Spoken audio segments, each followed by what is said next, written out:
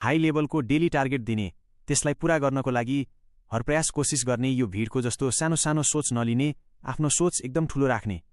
बेलुका सुत्ने बेलामा डेली टार्गेट दिने, टार्गेट पनि धेरै र एकदम इम्पोर्टेन्ट मात्र दिने र दिनभरि त्यसलाई नै कम्प्लिट गर्ने, हर तरिकाले प्रयास गर्ने गरी राख्ने। आजको दिन यो जसरी नै पूरा गर्छु भनेर सुरु गर्ने, आफूले आफूलाई 100% नै पूरा गर्छु भनेर अठोट गर्ने, यो आजबाट अहिलेबाट रेगुलर डेली गर्ने स्टार्ट गरिहाल्ने।